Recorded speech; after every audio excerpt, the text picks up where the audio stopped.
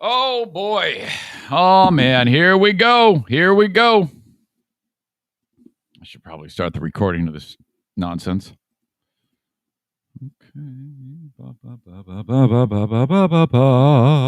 Welcome. Welcome to the camp. So sorry. Wait, how's the words go? It's my name is Tommy, and I became aware this year.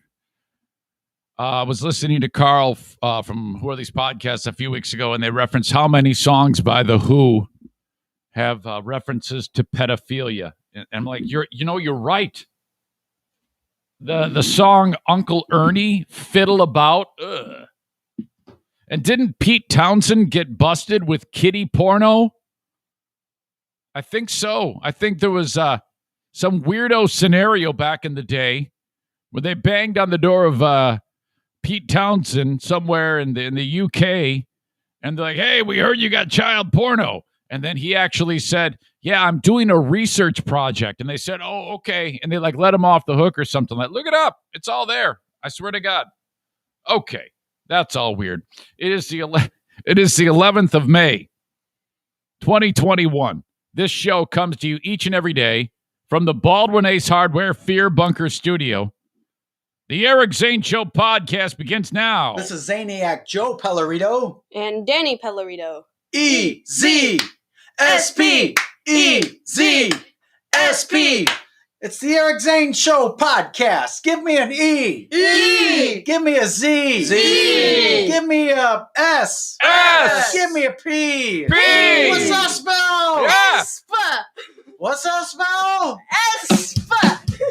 All right, listen. It's the Eric Zane Show podcast show. Yeah, that's what it is. Please welcome Mr. Eric Zane. Thank you, Pelleritos. You're a great bunch. I love Danny there. He's my favorite. The young guy, the young man, who one day is going to be an old man, and that's going to be like forever. We'll be able to always go back and listen to Danny. Okay. Welcome into the show. Thank you so much for being part of it. My goodness. You can catch it one of many ways, of course, live every morning. The live stream, Facebook.com/Eric Zane fan page, brought to you by Irvine's Auto Repair, Grand Rapids Hybrid, and EV. I keep like getting hiccups when I'm speaking and think I'm getting like tripped up. What is wrong with me? Anyway, then, of course, Periscope video on Twitter, brought to you by my friends at Blue Frost IT. If you could, please retweet it with a snarky comment. And then on YouTube, Eric Zane Show on YouTube is where you can check it out. Please hit the bell notification, the subscribe button, thumbs up, and off you go. Email the show, eric@ericzaneshow.com. Any comments, concerns, questions on the Shoreliners striping inbox. Shoreliners sweeping, brand new to their business model. Shoreliners Sweeping offers parking lot sweeping of commercial retail properties, industrial warehouse facilities, multi-level garages. Shoreliners works with local property management groups to ensure the cleanest and fastest outdoor parking lots. Leave the right first impression by keeping the four corners of your lot clean. You don't be walking through there and see hypodermic needles. For God's sake, call Shoreliners. They take care of all this stuff in beautiful Grand Rapids, Michigan. Okay. That's what you do when you make your living in the world of hockey. When you are an American Hockey League referee or a linesman, during the offseason, you gotta make a little cheddar on the side. So what you do is you go into industries like landscaping and painting parking lots. So that's how it works. That's how you make a living in AHL hockey. By the way, Tim Mayer, the guy who owns Shoreliners, he went to the last Olympics, the last Winter Olympics as a referee. What country was that? In Korea? Is that where you had to go? Korea for that? All right. So welcome into all of you. You can always send me email, like I said, and I got several emails to talk about a little later on in the show. I'll address these. There was a lot of I kind of wanted to avoid the pissed off emails from people about my old show, but I did specifically ask, what do you think about my old show? For some reason, it came up. So I had some emails. Basically, I'm going to try to keep it as above board as possible. That's the type of mood that I'm in. I'm not in the mood to start any fights. Sometimes I am in the mood to start a fight. That is not right now, but I'll read some of those. But I did appreciate all of them. Not most of them were not good. But you would expect that because a lot of the people, there's a lot of Team Zane, Team FBHW that goes back from way back then when the shit hit the fan. And then that show is entirely a different show now. You should just call it a different show because it's so unbelievably different. Still good. People still like it. It's just 100% the opposite of what it was. It's simply what is described as a hangout show. Hangout shows are people just sitting there hanging out, doing nothing more than that. And that seems to work. So if I were there, I wouldn't change anything either because it seems to be the same amount of people are listening. So good for them. You did it. You got over the hump. But I've got several emails from people about the show that I will get into and address a little later on. Okay. But a ton of things to get into today. One more thing about how to get the show. In addition to the live element, the bread and butter is the audio podcast that a lot of people listen to. Most of the people listen to when I'm done doing this. Downloadable wherever you download podcasts. Just search Eric Zane Show on your favorite podcasting app, and you will be able to get it. And all of this is available at ericzaneshow.com along with my merchandise. Plenty of stuff available. If you want to get an Eric Zane Show podcast t-shirt, sign up for the Patreon. All right. Yesterday, hang on, I'm already getting warm in this room. It's weird because the weather is nuts. It's like below 32 degrees outside. It's been stupid cold for the time of the year. Here we are, about a month away, just over a month away from the official start of summer. And, we're getting up to 50 degrees every day. It's terrible. The wind was blowing crazy yesterday. I'm like, okay, enough. Let's get to it. It should be warmer than this. Really, really frustrating. So, all right. Oh, my gosh. Yesterday was, okay, we have been on a roll here at the house, for getting animals to the vet. And that's, it comes with great expense. As you know, that's why I encourage people to sign up for things like Patreon because it keeps the pets healthy. That's apparently all I'm living for. Forget us actually eating food and having a roof over our heads as long as the pets are safe, right? So, okay, it was Bruce's turn. So in the past week, we've had 3 of the 4 dogs go to the vet. And side note, I woke up this morning and was concerned about having to take Daisy back to the vet. So last week, you had Benny, ear infection. Okay, had to take him to the doc. You had Daisy, urinary tract infection. And yesterday, Bruce, Bordetella, which is a cold. Now, he had been vaccinated, but he was exposed to it, and he got it, and it isn't that severe, so I'm happy about that. So I take the dog to the vet, and it's always the same damn thing nowadays. You can't even go in there and flirt with all the young ladies that are working there. You got to sit in your stupid car while they get the dog. They want to keep their staff safe. Bruce goes in. I get a call from the doc. He goes, "Yeah, that's what's up. He's got this virus, this cold virus, and there's really nothing you can do." But he says, "Okay, but quite often with this, there is a bacterial issue that takes place with the pet as well. So I'm going to give you some antibiotics so that he doesn't. And if in a couple days he's getting worse, bring him back." He goes, "So did you know that both of his knees are dislocated or something like that?" I go, "What? What are you talking about?" He goes, the kneecaps, both kneecaps on Bruce are out of place.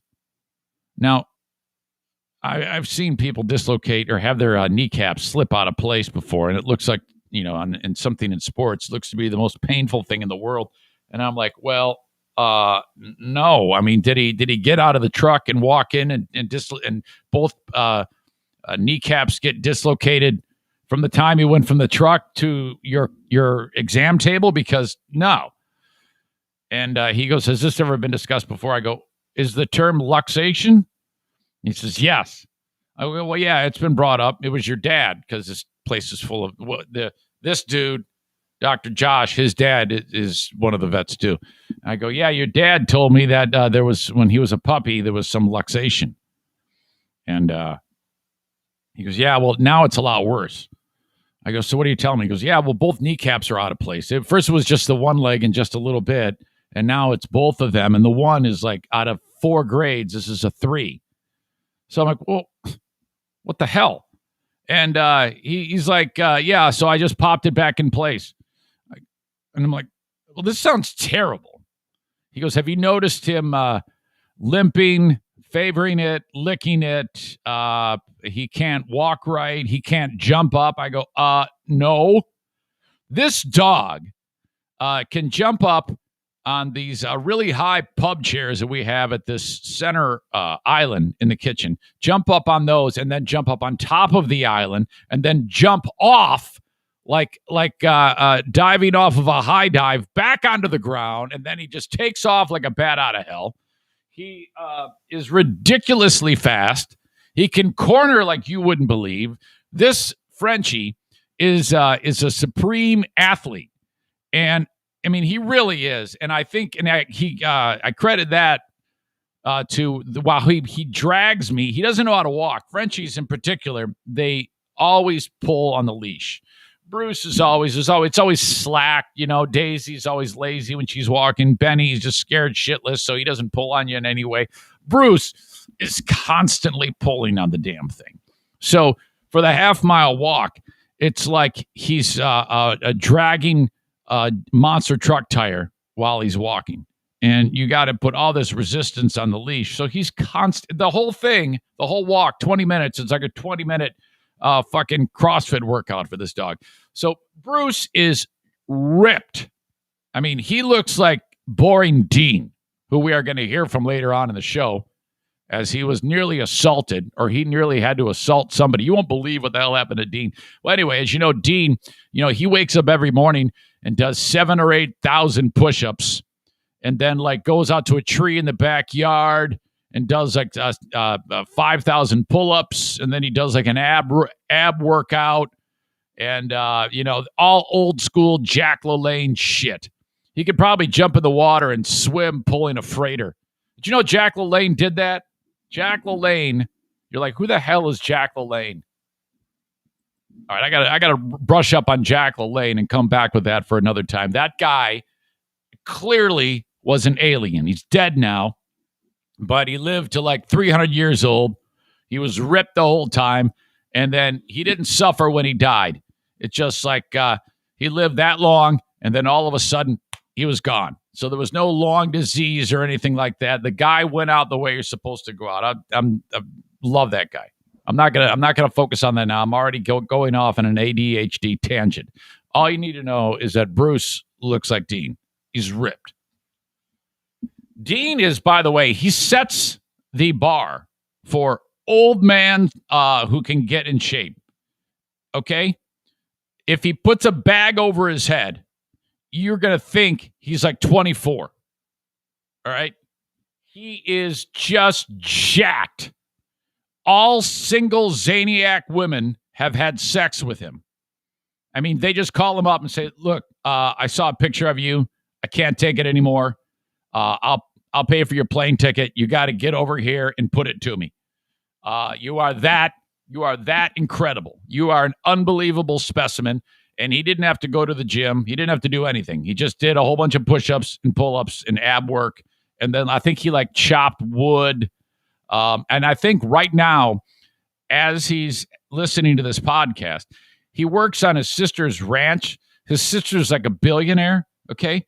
And so he recently went through a job change or job. Well, he's now doing, I think he's an engineer, but he's not doing that anymore. So his sister said, well, okay, while I'm sitting around here counting my money, I want you to take care of the livestock, but we don't have any tools for you to do it. And you don't need them because you're just going to go and track down the horses and do it all by hand. So Dean, what he does is he gets to his sister's place and she'll be counting her money. Everything she touched turns to gold. She's like a billionaire. And then he rips off his shirt and his pants, and he just runs out into the pasture there and gets the horses, while the neighbors all around, the wives, they sit there and stare at Dean through binoculars and touch themselves. This is all true. Everything I've just said is how it really is. So anyway, I'm really having an ADHD moment, but probably with good results. So Dean, I should call the dog Dean. The dog's nickname should be Dean.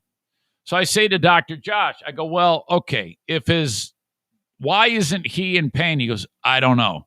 I go, well, you see his leg? Yeah. I go, you see how muscly it is? Yeah. I go, could that maybe have compensated? And he goes, yeah, he probably does. He probably doesn't even notice. He's so muscle bound that the leg kind of it's like he doesn't need his fucking kneecap. What? So I don't know. They said keep an eye on it. It might be that it starts to turn on him quickly, this could lead to arthritis and stuff like that. You just don't want that. And Bruce might have to have a surgery to repair this one day. So, he's only like 3 now, but so that was a shock. Typical to the way things are for us. Every day it seems like I have to go to the vet. But by the way, I never once thought that this would be a side story of having 4 dogs and 2 cats. Well, of course it would. Why wouldn't you think that? I'm not complaining. I love the dogs very much, but yeah. So a lot of trips to the vet, and then with this information, it's like, oh God. Okay, so all right, gets the medicine. We get the hell out of there. So now I'm like, all right, okay, we can put this all to bed now. I've got the medicine for Benny's ears. I've got the medicine for Daisy's urinary tract infection. I got the medicine for Bruce's for the potential bacterial problem that goes along with Bordetella. I find out that his knees are all jacked and whatever. And so what? That's it, right? This morning, I wake up. And I go down the steps, and it's the same every day. You got to let the dogs out, okay? This is the start of the day every day. And right away, I'm awake for 1 minute, and I open up the door to the laundry room where Daisy is. See, O'Neill is in a kennel, in like a crate. Daisy is not. And there's a reason for that. It's boring. Well, no, it's not boring. Because Daisy sometimes, if she has an accident and goes number 2, this is going to be gross. So just warning you. You can either mute it or you can bump ahead. If she goes number 2, which she doesn't, but if she does, O'Neill's going to eat it. Okay? And then after he eats it, he's going to puke it up. So I've described this before as a twice-baked turd. That's exactly what it is.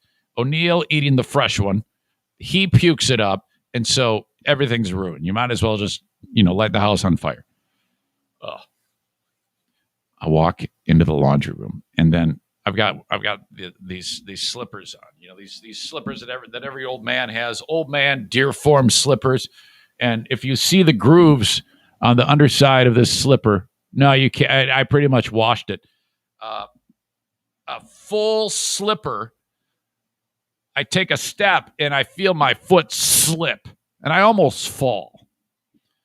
So I'm like, uh-oh, there's something soft underneath this slipper, and it is now in all the grooves. And I look down, and it's puke, a lot of it. 2 big, enormous piles of puke. Now, but there is something in the puke that was shocking, okay? Daisy has been collecting toys in her digestive system she got, what we're learning here is we can no longer give her, those toys called Kongs? They're hard, indestructible, hard rubber, impossible to be destroyed in any way, shape, or form. She has 2 enormous chunks of Kong in her. Okay, now we haven't had these 2 particular toys. One was purple, one was red, for I don't know how long. It's been months since I've seen this dog playing with these toys. They've been inside of her digestive system for a long, long time. Okay? You know, this is like magnet fishing. When you throw the magnet in the water and all of a sudden you pull up a World War II bomb. I think there's one of the audience members just had this happen, which I have been meaning to get back with you about that. Sorry. And it's an old toy. I'm like, oh my God, the kids were like in elementary school when we had this thing. Not quite that long, but still, because Daisy's only like 7. Oh my God. So I'm like, holy shit. So there's 2 enormous pieces of Kong. So big, I'm shocked she was able to get them down. I was like, how is this dog not dead? Now, the Kongs are made with like a hole in them. If they do get into the dog's throat, it won't choke and kill it because the air will still get through because of the hole. But my God, these were inside of her. And who knows how long. Also in there, okay, I see something that looks strange, and it's everything's coated, dipped in this disease puke that's there. So this is horrible. And I had to touch it. I had to see what this was. There was something else in there that looked like, I don't know, it was a gigantic piece of fabric in there. And God knows what is still inside of this dog. But I'm like, holy shit, you must feel better. There's 2 huge pieces of Kong, big piece of fabric. It looks like an old plush toy, like she ripped an arm off a toy or something like that. It's like, holy fuck. Be careful what you give your dog, I guess. We had no idea. Poor thing. So that was terrible. And so, Diane, I need your help. And she comes, what is it? I go, look at, oh my God. So I go, all right, we'll get these dogs outside, all 4 of them. If you could keep an eye on them while I clean this up. What a way to start the day. Incredible. All right, so hoping to get some clean air today and not have to take any pets to the vet. One day at a time, please. Enough. I'm waving the white flag. Yesterday, we had a visitor at the Eric Zane Show podcast household. I did not interact with the visitor. It was Jacob Bennett from Bennett Flooring Installation. Now, I had gotten an email from him or a text, and he said, hey, I found this. And I'm going to show you what it is. Actually, I have show and tell. But it was not intended for me. It was intended for my brother-in-law, the NFK, who, you know, there's not a lot of surprises in the NFK's life. It's kind of a simple life. Wake up, grunt, go down the stairs, do not change clothes, do not change underwear, get a big cup of ice from the fridge, pour the cup of ice into the water bottle, get 2/3 of the ice onto the counter, leave it there for me to clean up, fill up the water bottle, go sit down, sit still for about 8 seconds, go into, I swear to God, this happened today, go into one bathroom, ruin it, leave, do not wash hands, sit down for 18 seconds, go into the other bathroom, no idea, do something in there, God knows what, not wash face, nothing like that. And then, okay, all sorts of other weird shit. All right. So anything different from things like that and 14 hours of TV watching a day is going to be like the greatest thing ever. So when there's a knock on the door and then the NFK gets up, I'm up here. I didn't even know this happened. I found out later when Jacob reached out, he says, hey, I dropped something off to the NFK, or I dropped it off to I had forgotten what he was dropping off. I don't know how he got his hands on this, but as you know, the NFK is, you ready? Here you go. This is only for folks watching the video. Okay. So this is a reason to, if you missed this while you're listening to the audio podcast, go back to the point when you're about, I don't know, go like 24 minutes into the video podcast, and you will see that the one and only Jacob Bennett got his hands on a old school Hams beer sign that you'd see hanging behind a bar.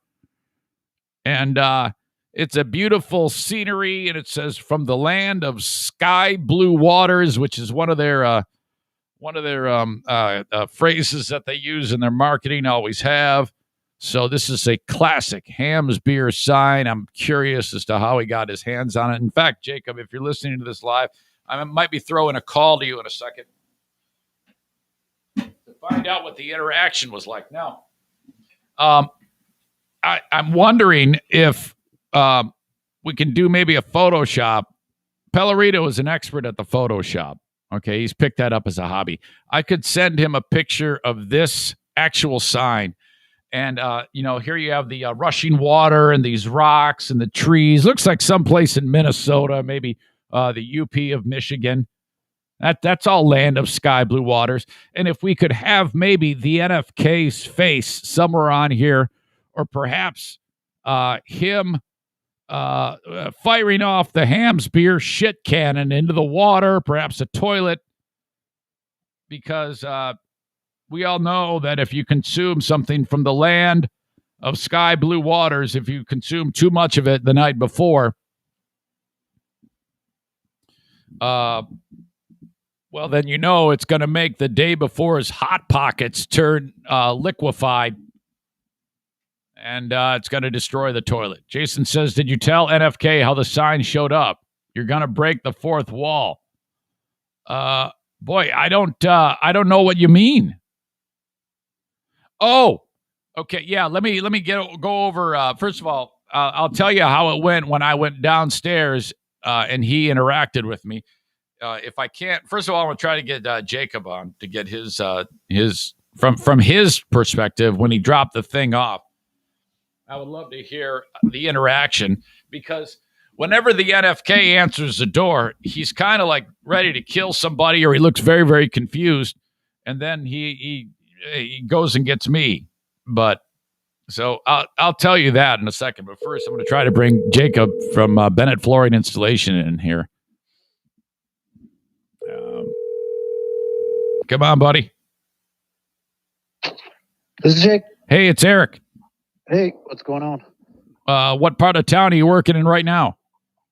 Byron Center. Nice. Good to hear that. Staying busy? Yeah. Okay, good. You dropped by the house yesterday, and that was very, very kind of you to do that. Thanks. Okay. Can you tell me what the interaction was like when you interacted with the NFK? It was good. Very humble. Super nice. I dropped off a gift for him, and he seemed a little choked up about it. Come on. Are you serious? Yeah. Wow. All right. Was he confused as to what? Yeah, he wasn't sure who I was, obviously. But I said, yeah, I'm Jake with Bennett Flooring. We sponsor Eric's show, and yeah. So yeah, he definitely didn't know why I was there, or what my purpose was. And I said, "You're Kevin, right?" And he says, "Yeah." And I'm like, "Well, I got a gift for you." And as soon as he saw the hams, yeah, his face lit up. He's like, "Are you kidding me?" Wow. Okay. Yeah. This is awesome. That is very, very cool of you. I'll just, while you're on the phone, I'll describe to the audience his reaction, because I came down the steps and I mean, I saw that you were dropping something off, but I have so much stuff going on. I'm like, wait a minute, what is he dropping off again? And I had forgotten that you're actually that you had this sign in your possession. Oh.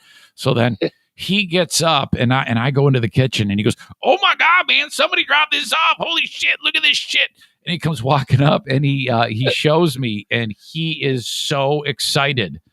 And so then right away it dawns on me. I go, well, I need to explain how everybody knows about Ham's Beer, because he doesn't know that I discussed that stuff, Oh, gotcha. So, and then because Jason Schaefer was just saying, well, wait a minute, is he going to realize that he's been talked about on the show before, and is that going to be a problem? No, it's not, because I immediately thought the same thing, and I said, yeah, I've referenced a time or two that you love drinking that awesome beer, Hams.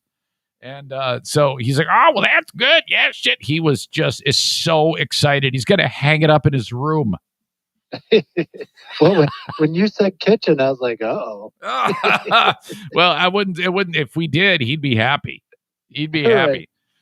Okay. So that was very, very cool. Thank you. How did you come across this thing? I just saw it at an auction and I was like, you got to be kidding me. You know, just out of the blue, wasn't looking for anything. And I saw it and I was like, you got to be kidding me. I'm so buying that. How much did it set you back? $35. Are you what? Yeah. There were some people who wanted it. Apparently, hams is a real collectible item. And who knew? Yeah, who knew is right. Oh, I thought you were going to say like $3 at a garage sale. Well, that's what I thought. You know, and then my wife's giving me the look, and I'm like, oh no, I'm not losing it. Yeah. Wow. Hey, I just want to thank you, man. You're a great sponsor. You have been for quite some time. Do you remember the first time we ran into each other? We were at was it like a coffee shop or something like that? Yeah, Tim Hortons. That's right. And then here we are so many months later. My God. Well, all right, buddy. Thank you so much, Jacob. Yeah, no problem. All right. It was nice to meet him too. Yeah, I'm glad you did that. Thank you. All right, buddy. I'll talk to you. There you go. The one and only Jacob Bennett from Bennett Flooring Installation. Very, very cool.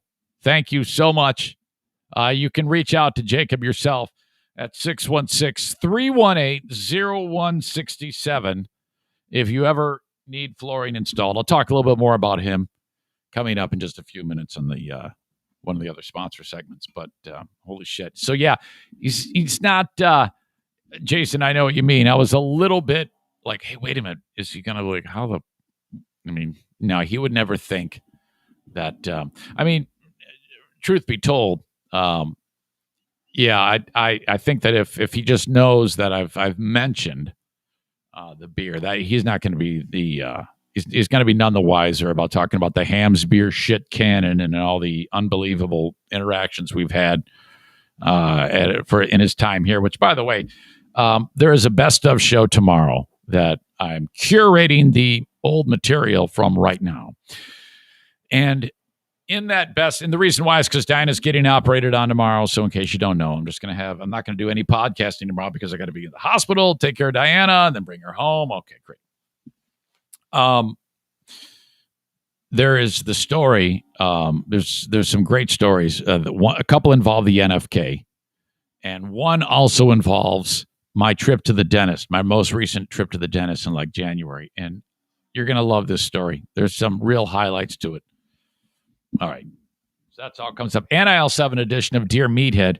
And this was back at the time when Jim, my son, was living here, and I would wake him up and say, all right, you need to get in here and listen to Papa and I talk on the podcast, and then write down the Rubinisms. You know, the shit he always says that makes people laugh. Sounds like Yogi Bear, or not Yogi Bear, Yogi Berra, the baseball player. So that's part of the best of segment. Okay.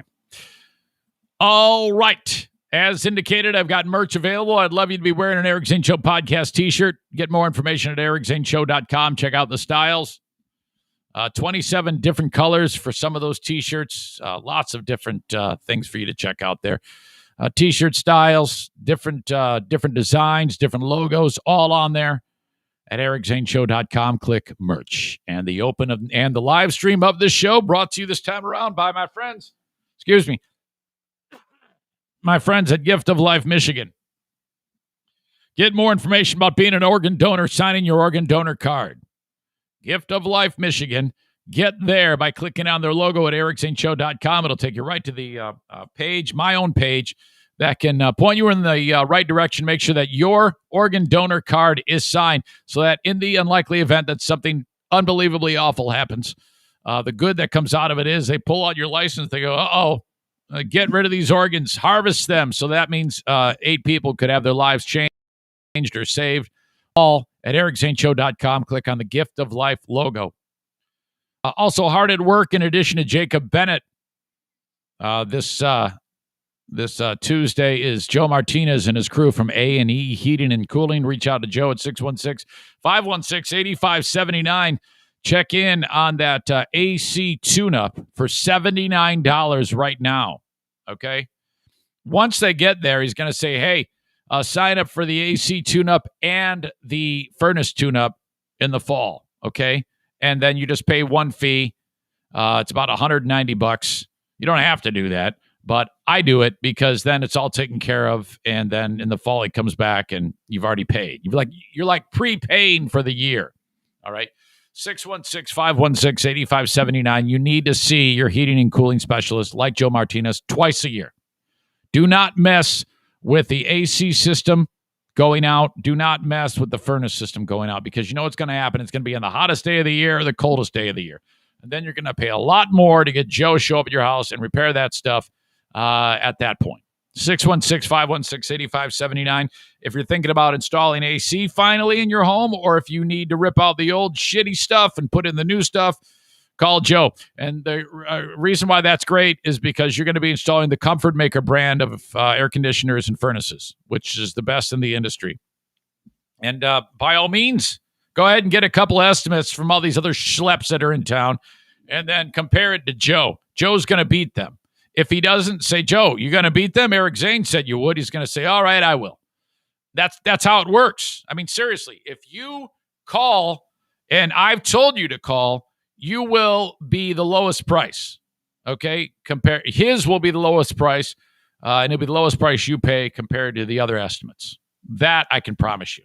616-516-8579. If you call up an AC specialist and the guy who's going to do the work comes in and he's got two people behind him and a sales guy, you're getting screwed because the sales guy is going to tell you that you need a lot more than what you really need and try to get you to finance all that shit so that they can really hook you in. Don't do that. Just call Joe. Don't call anybody else. Well, no, I take it back. Call them, get the estimates, then call Joe.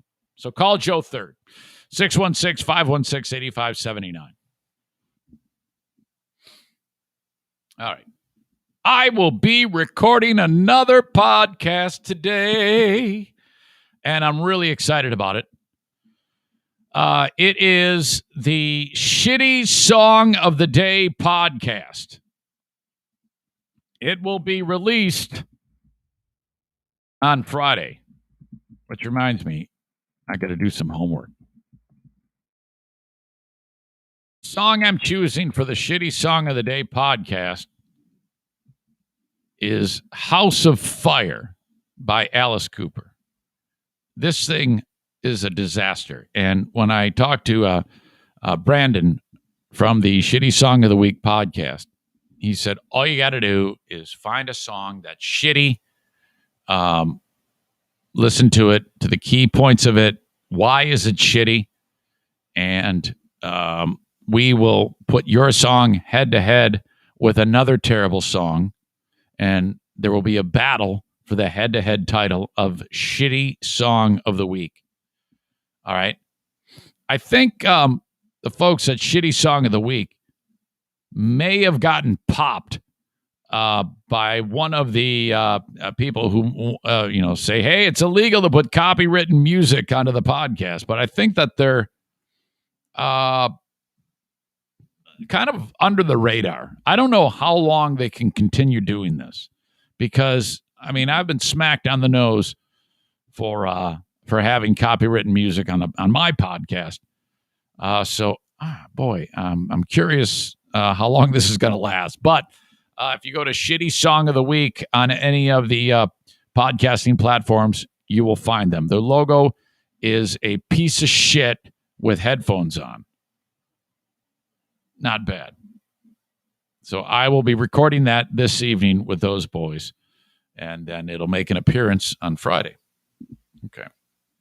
Speaking of podcasts, our buddy Carl from Who Are These Podcasts made an appearance on the Chrissy Mayer podcast. You're like, what does that name sound familiar? Well, for those of you who don't know, Chrissy Mayer was one of the recipients of Chad Zumach's beatdowns, attempted beatdowns. This all happened where Zumock was on Carl's podcast. That's when I first heard him, and he was MFing everybody, including Chrissy Mayer. And so when I was on Carl's podcast, ripping Zumock a new one, I discussed that incident. Well, she does her own podcast, and she also has another podcast that she does on Compound Media with Anthony Cumia called The Wet Spot. And her and Carl are kind of pals, so occasionally she will have Carl on her show, and Carl talked about your old pal, Eric. She asked the question, what makes for a great guest host on Who Are These Podcasts? And I was listening to it, and boy, I was as proud as can be when Carl said this. But we have a regular rotation of people who come in here, and friends of mine and other people who really do a great job pulling together clips and having an angle and going for it. But also, I test out new people. So we had this guy on, Eric Zane. I've heard you say his name all the time. So he is an ex-radio guy. He used to be the third mic on Free Beer and Hot Wings, which is a show that's a silly morning show, but it was syndicated in like 30 markets. Relatively big show. So right. Eric, what did he say? Ex-radio guy. He used to be the third mic on Free Beer and Hot Wings, which is a show that's a silly morning show, but it was syndicated in like 30 markets. Relatively big show. So Eric Zane is one of these guys who found himself on the outside of the industry because radio doesn't pay anymore. That's not true. Found myself on the outside of the industry looking in. Well, kind of, in some cases. Maybe for the most recent firing.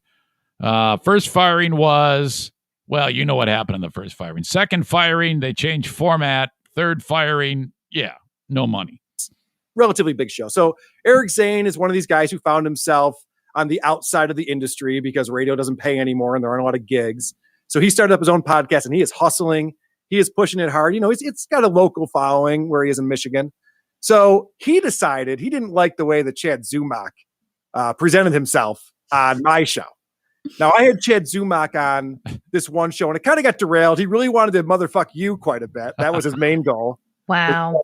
Yeah. Wow. I was like, all right. And then I had him on again on a bonus show.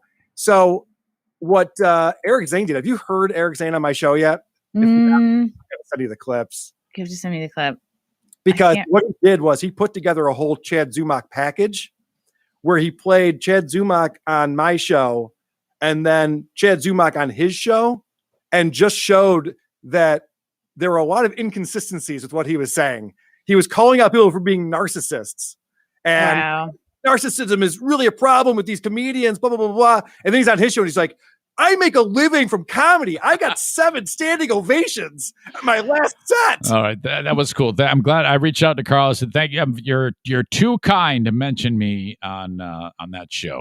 That's a big show. Hers is very, very big, very, very popular, Chrissy Mayer. So I was glad to hear that. Thank you very much, Carl. I'm hoping to one day get back on there, but I kind of want to wait. And now I'm faced with, you don't want the sophomore jinx. So, in order to avoid that, I'm listening to as much of his show as possible. So that when I participate again, I'm not like behind, I don't want to be the guy who's not prepared. Because for me, the only way to make that show, to do any type of good work on it, because what I lack in being able to make jokes and the wit that it takes to do well on that show, you got to be prepared. So that's what I base it on. Kent on the comments dropped the E out of U, said he's installing my customer's carpet right now. Kent works for the Johnson's Carpet One discount outlet in Granville, Michigan. You can go see him. It's just down the street from Johnson's Carpet One. And I have been dying to get them back on the podcast. And they have been on the podcast, and then the pandemic hit, so everything was kind of like pulled back, which, you would expect that.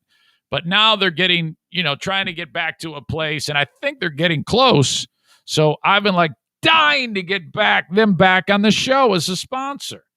So, Kent, we gotta figure this out, a way to bend Darwin's ear. That Darwin is the guy who's holding onto the purse strings there.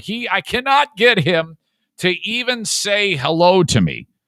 It's like, he's the type of guy that when you reach out to him, a lot of the people that I reach out to for the show, I'm like, they know what I want. I want them on the show. So they ignore me until they're ready.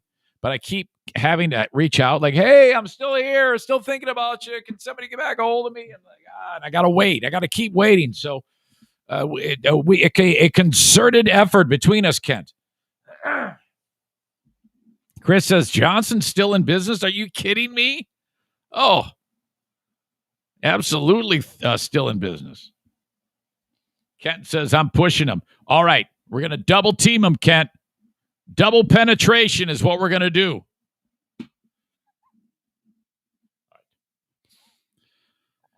Excuse me. Something else going on is the story about the tiger on the loose in Houston. Did you see this? Holy crap. And there's a story within the story. They buried the lead.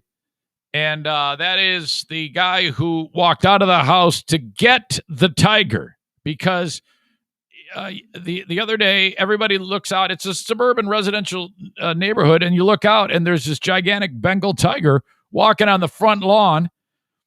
This off-duty cop walks up to it. He pulls out his piece, and he's holding it at the dog. He's like, all right, come on. If you were a black guy, I'd shoot you. Hurry up. Get down on the ground. And the cop's like, oh, fuck that. Or the Bengal's like, yeah, shit.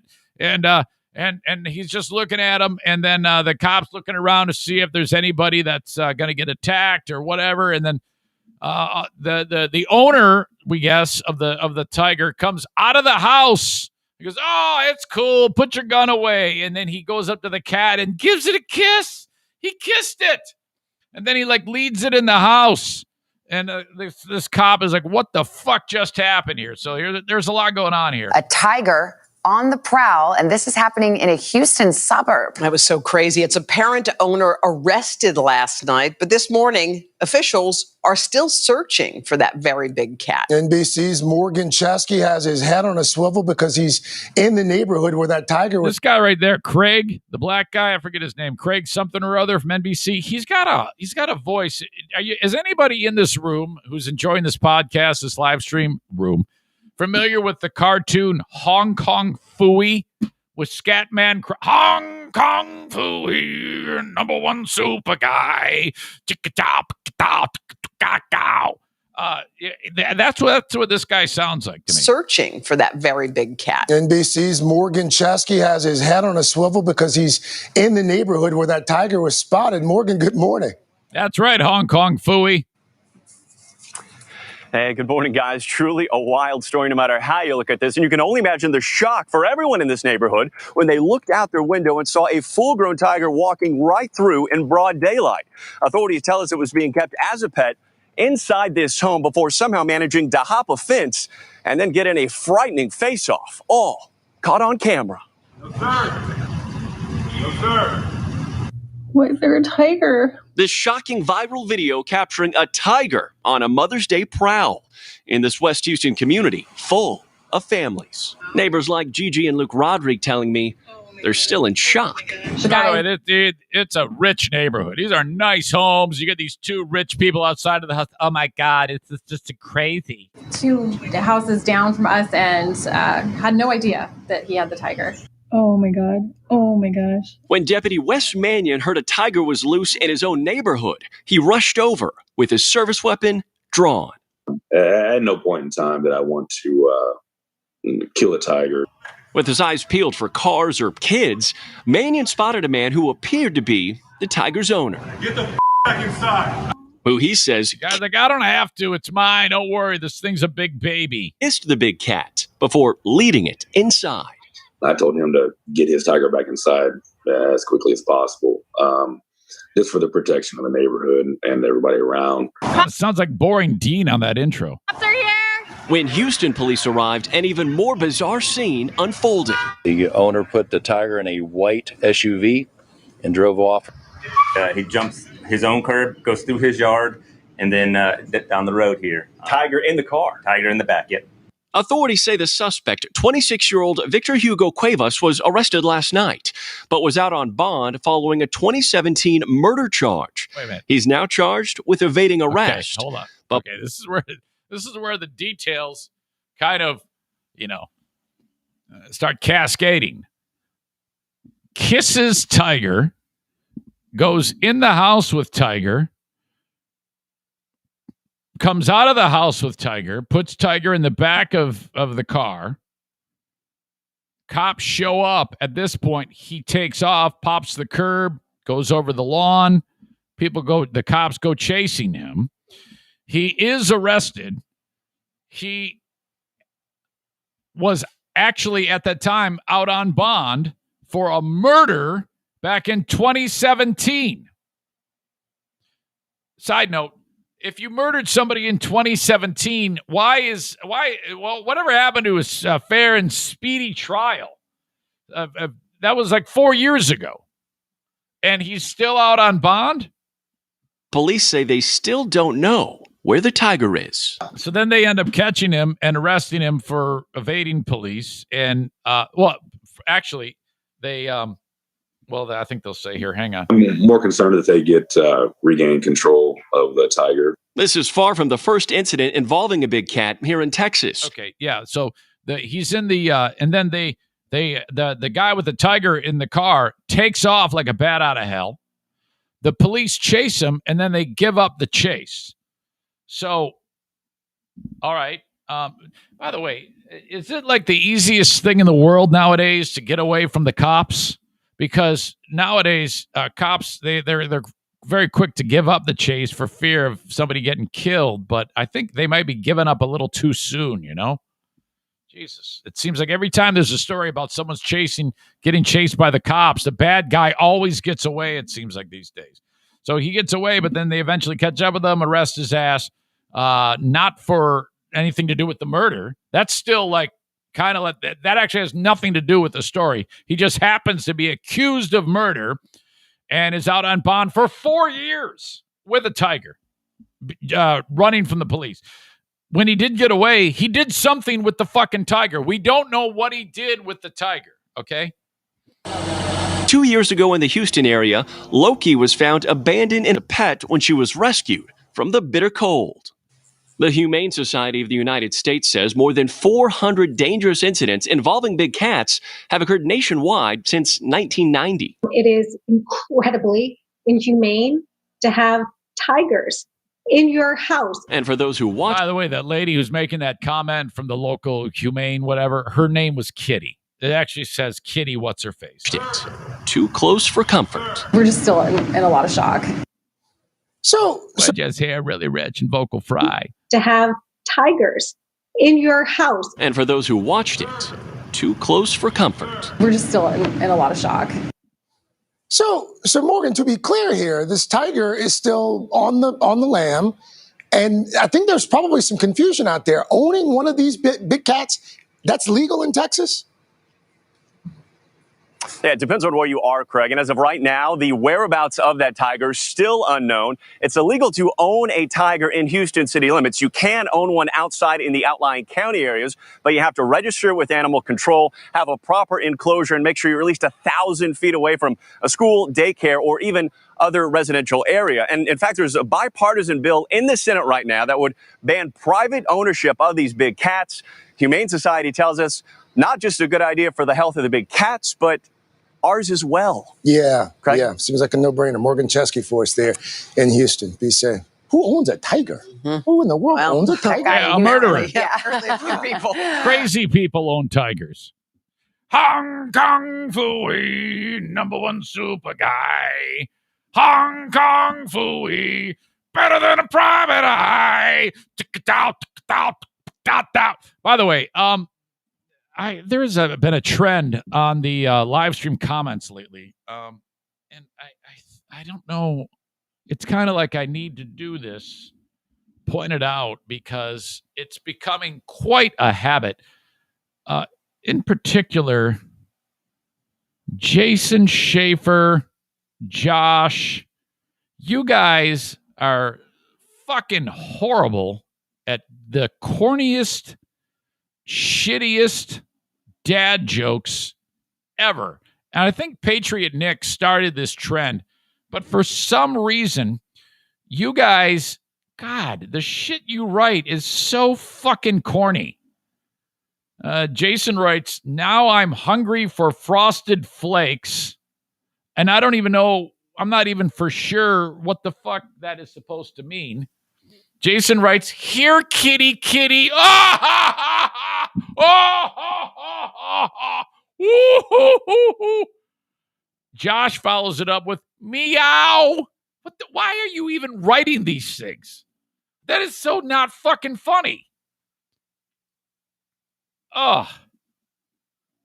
Josh writes, great. Is it because of the tiger, Frosted Flakes, Tony the Tiger? That's so fucking funny, guys. Ah. Jason says, nah, that's gold, bro. Kate says, they're awesome. All right, I guess so. Andrea says, thank you, Eric. Yeah. Jason says, better than Ben's jokes. I don't think they are. I don't think they are. Ugh. Tony the Tiger. Yeah, it was so fucking obvious that I didn't even get it. Ugh. You guys, stop. Dad jokes not started by me, Jason and Josh get full credit. I don't know, Nick. You've said a lot of those stupid-ass dad jokes. All right. So, they don't know who the Tiger is. Okay. Thank you very much to Blue Frost IT. Okay, so you have a small or a medium-sized business, and all of the equipment sucks. You need to retrofit the office with appropriate tech equipment. You call upon Blue Frost IT, because if you just go to the store and just say, all right, let's just go get new computers, first of all, you might be paying for shit that you don't need, and it might not be right based on the needs of the business for whatever line of expertise you're involved in. So this is what I recommend. Get a complimentary consultation from Blue Frost IT. You sit down with them for 15, 20 minutes. You tell them what your business does, how it works, and what type of technical things that you would need to make things work for your business. Well, then, since they're the experts, they're going to say, all right, you're going to need this, you're going to need that, you're going to need this, graphics card, routers, firewalls, printers, monitors, computers, whatever it is. They're going to give you a list of all the things to make this possible. And then the cost. You say, yeah, let's do it. They buy it all. You obviously pay for it. It shows up. They install it all for you. If you need to retrofit the office with new network drops, it can do that. All the different plugs that you need, wall jacks, things like that with Blue Frost IT. Just one of the many services that they provide. Whether you're moving the office and upgrading at the same time, they can take care of all those things. Or they can be the managed IT tech provider, managed IT service provider for your business. Do you have employees at home? They might have tech issues. Blue Frost IT can help. Call them at 616-200-8550. If you're at your house and you don't have a business, you just got a computer that is not working right, reach out to Blue Frost IT. They can help you every step of the way. All of your tech needs, Blue Frost IT. Online at bluefrostit.com. You can also email info@bluefrostit.com. Loving my friends at Cornhole America. Okay, if you want to raise money for something, it doesn't matter what, school, organization, there's a local person who is sick or has been injured and needs to recover with a big infusion of cash. There's several ways you can do that. You can just throw a GoFundMe at it. Anybody can do that. But something that might even pull the community even tighter together would be your own cornhole tournament, okay?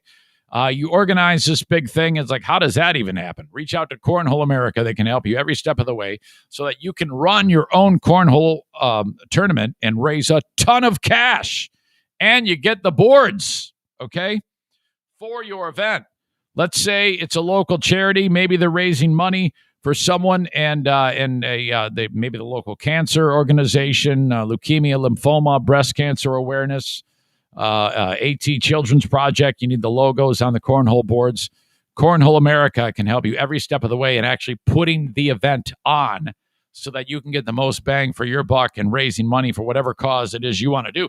So all you got to do is go to cornholeamerica.com and they will tell you all you need to know step by step how to do that.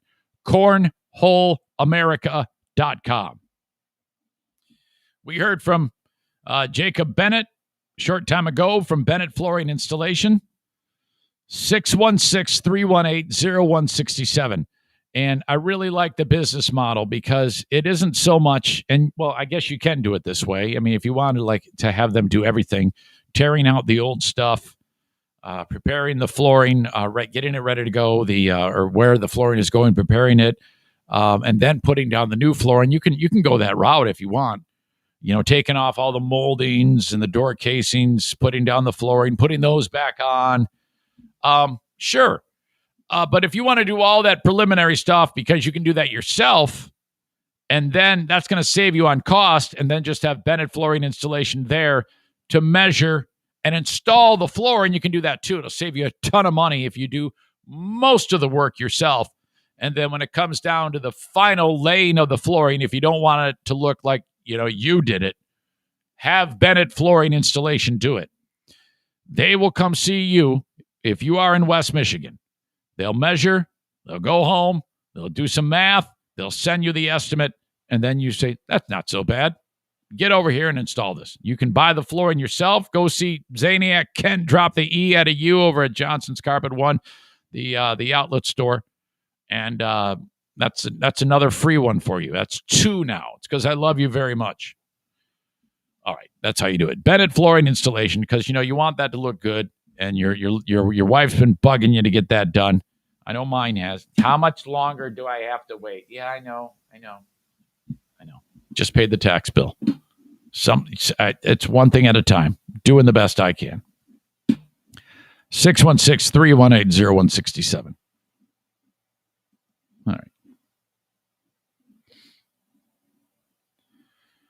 All right. Kent says now they're here. The Bennetts are with you now. They're picking up more flooring. All right.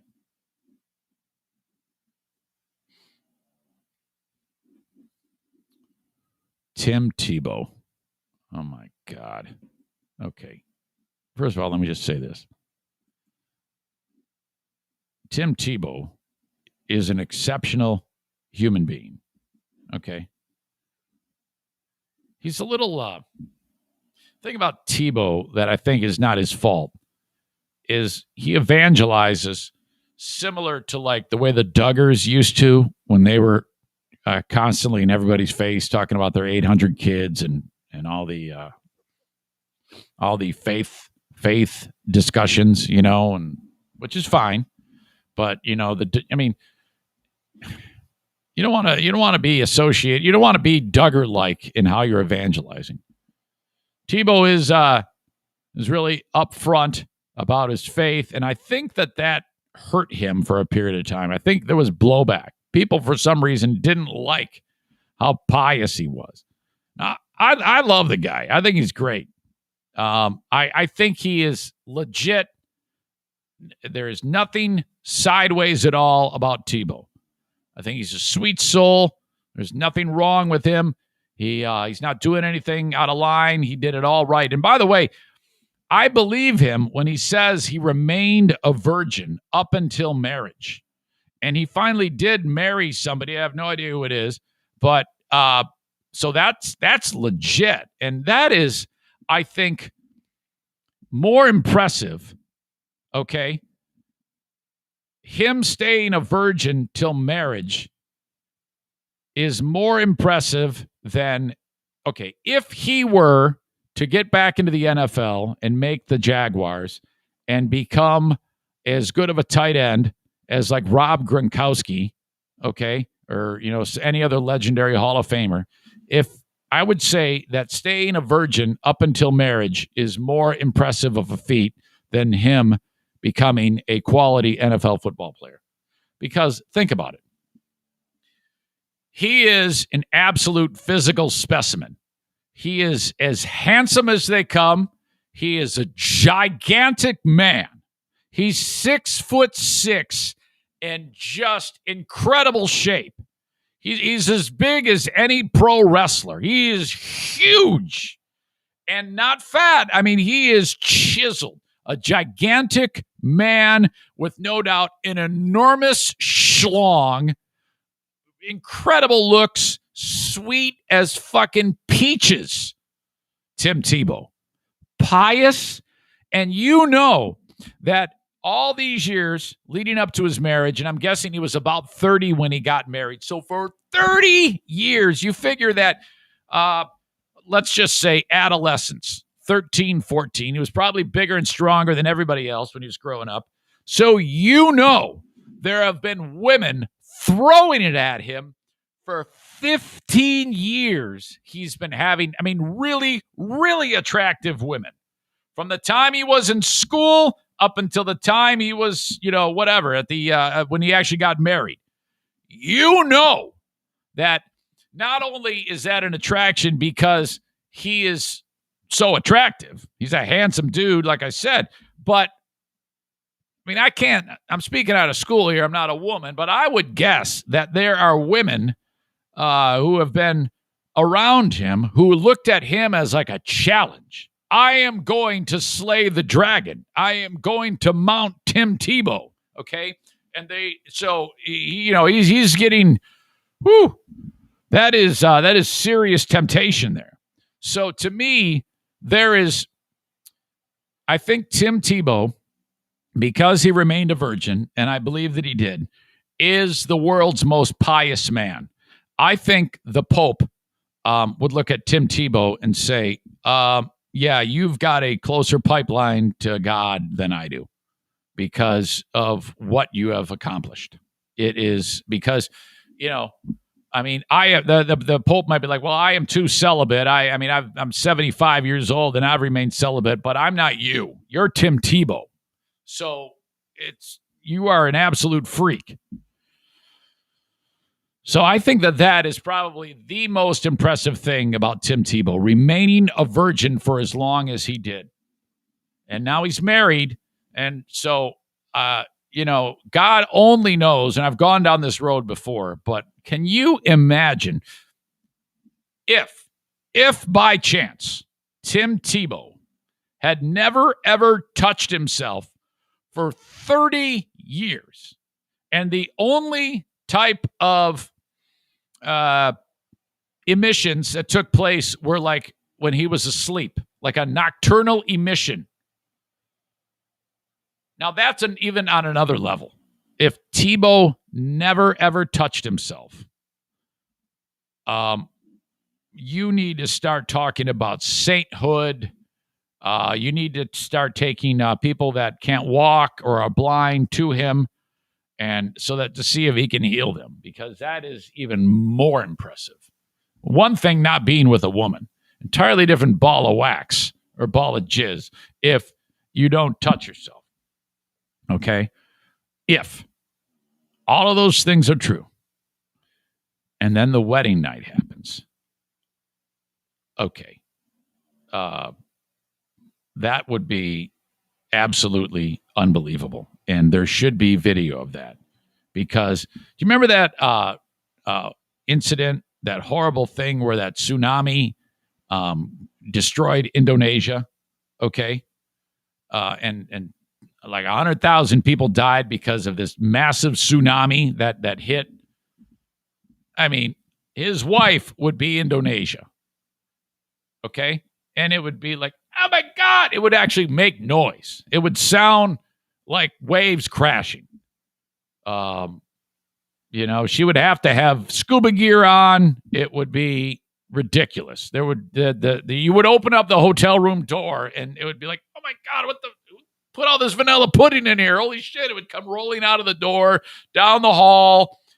All the tourists would be running down the hallway from Tebow's jizz wall. We just go down the fire escape and shit. Oh my God, burst out the windows. Because his wife is absolutely stunning. So, okay. Oh, by the way, this comes up because the Jacksonville Jaguars have signed him to a 1-year contract. Okay, now this is a publicity stunt. Tim Tebow, and I've always marveled at this whole thing where, he won the Heisman Trophy back in 2007 as a quarterback for Florida. And it's never been more apparent that the level of talent in college football compared to the pros, because as a pro football quarterback, he was horrible. Wasn't the worst ever. He quarterbacked the Denver Broncos for a couple of years and had some success, but it was always wonky when he dropped back to pass. There was always something that just a little bit off with that guy. But so he tried it out. He took it as far as it could go. But I always marvel at the person who is the best college football player becomes the worst pro football player. I don't know how that even is. It makes you wonder about them and the award and what's going on there. So, all right. He couldn't even get a job as a backup on any other team. He tried this in 2012. He tried this in 2013, both with the Patriots and the Eagles. You would have thought that he would have wound up like, maybe in Canada. No. I don't know, the arena football team, over here in Muskegon, perhaps. No, nothing. So then I think he did TV for a period of time, and then he's like, okay, I want to try baseball now. And now it's just not really anything going on. Pure athletics can kind of get him some success, but really no shot at anything. Now he's 33. And the Jacksonville Jaguars sign him as a tight end. In this article that I'm looking at from the Bleacher Report, they said had he been open to this way back when as a tight end, he could possibly have made the transition to it. But now he's 33. Rob Gronkowski is the best tight end in the league. He's 31. I don't know if Tim Tebow, who's never played he's not even going to make it out of training camp. Okay. There's no way in hell. I don't know, though. He might even be more suited to be a tight end than a quarterback because, like I said, he's a gigantic man. But, all right. Urban Meyer is who he'll be playing for. Did he play for Urban Meyer when he was at Florida? Probably. He's from Jacksonville. So, if you're the Jaguars, you're trying to build this. Nobody goes to those games. They stink. They get the number 1 draft pick, Trevor Lawrence. They got Urban Meyer, so they got this whole new thing. All right. Is it a publicity stunt? Absolutely. Absolutely. You do not sign a guy like this when there's tons of viable other players unless you're looking to have a circus-like atmosphere around Tim Tebow. So, whatever. All right, so we'll see. I am interested in seeing how he does, but only from afar. I'll read the reports, but that's about it. Speaking with Dan Patrick in 2016, Tebow acknowledged he had been presented with chances to work out of different positions, but did not warm to the idea. I've had a lot of good opportunities, but that just wasn't in my heart. Is this guy like an attention whore? Maybe could that be the thing? Because I don't know. Playing football is not the easiest thing in the world. And, just a few hits at age 33, not 23, you might be like, oh, God, I better go back to making my wife happy with the scuba gear and, I don't know, being a prayer warrior, because I think he is a pretty good prayer warrior. I think Tebow can move the meter when it comes to being a prayer warrior. He's all about being a prayer warrior. Why am I having a hard time saying that? Prayer warrior. It's like hard to say. Tebow faces long odds of making Jacksonville's, I can't even read, roster for week 1.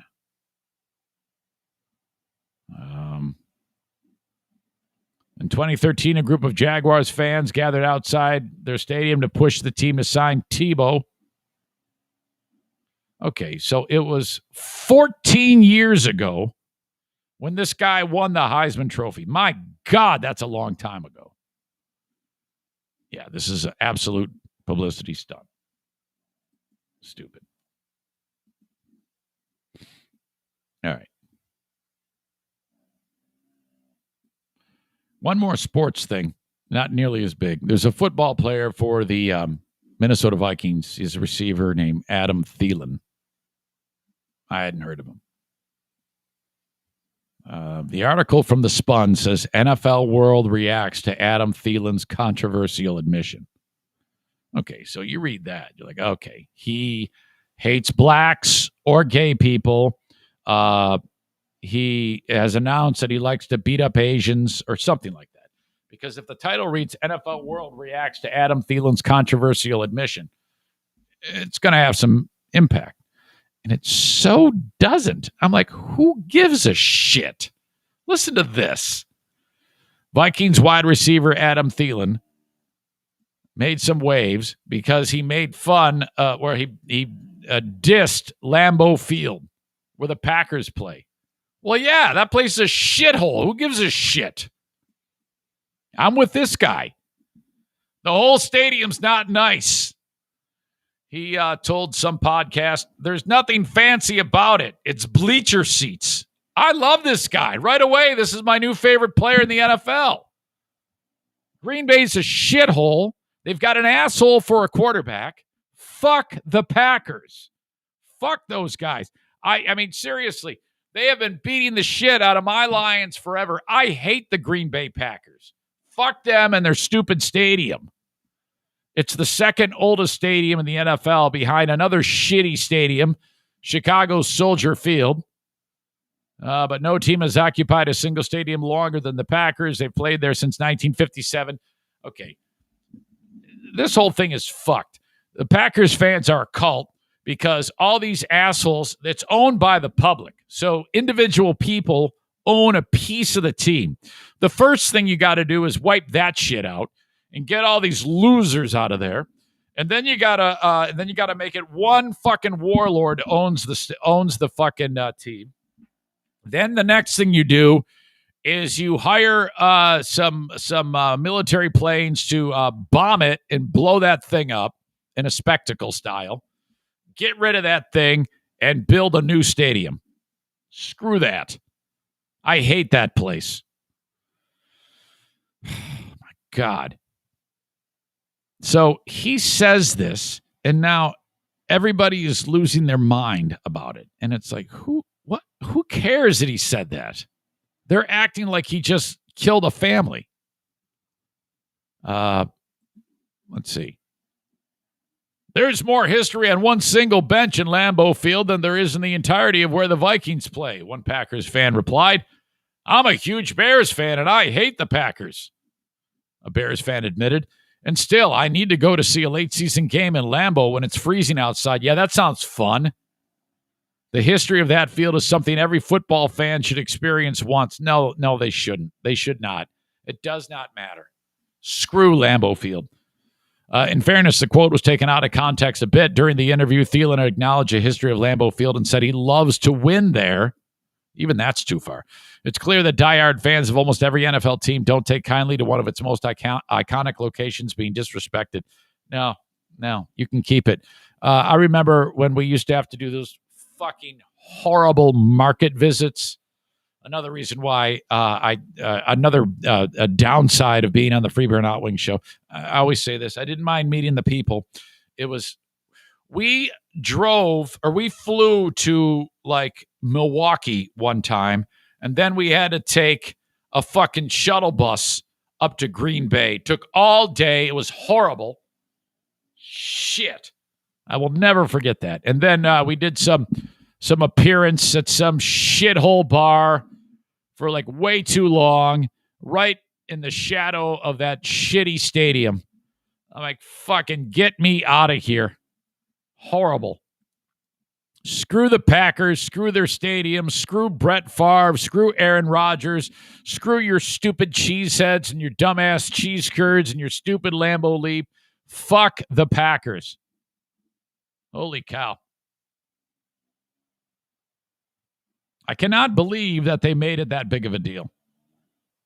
All right. Okay. Thanks again to my friends at JM Synthetics. Don't they have like some festival going on, Maze? Okay. I got to make sure I get this right because I promised them I wouldn't mess it up. Saturday, May 22nd, 8 a.m. to 5 p.m. There is a business called Ionia Outdoors. All right. A flea market swap meet style sale, local vendors, food trucks on site. Your old pal Eric is going to be there probably for lunchtime. All right. To pig out on food truck food. Is there anything better than that, by the way? I mean, you have a mobile kitchen with unbelievable chefs and cooks making you food. 1540 Jefferson Road, Ionia, Michigan. Again, Saturday, May 22nd, a week from Saturday, right? Yeah. 8 a.m. to 5 p.m. I'll be there for lunch. AMSOIL products will be sold there. Jason Mays will be there. And all those other Trump flag waving, don't tread on me flag waving hillbillies. I will be there with those hillbillies trying to blend in. Impossible. I'm not 6'6" with a monster truck. I'm going to show up there with my truck, and they're going to be like, "Oh man, cool! We got another one. We got another one who's like us." And then I'm going to get out, and they're going to go, "Oh fuck this guy! He looks like a soccer coach for ISIS." It's not my joke. I forgot the comedian that made that joke, but it was a good joke. All right, so that's what you do. Otherwise, order the products, AMSOIL products from Jason Mays at jmsynthetics.com. What you do is you pick out what you want, and then you call them, 616-747-0233. 616-747-0233. He takes care of everything else. If you're a enthusiast of DIY stuff, no one says it like that. If you like to do your own stuff, if you're a DIY pro, why am I struggling? What is wrong with me? Call Maze. Also in that neck of the woods, BK Guns and Stuff. Are they going to be at Ionia Outdoors? Why wouldn't they? 616-902-2447, BK Guns and Stuff. They can repair weaponry from anywhere in the United States. Just reach out to Benjamin at 616-902-2447. I've indicated this before. He's a, sorry, mailbox is full guy. So send him a text. Hey, Benjamin, Zane says you can fix my gun. I live in Tennessee. What do I do? That's what you send him. 616-902-2447 for BK Guns and Stuff.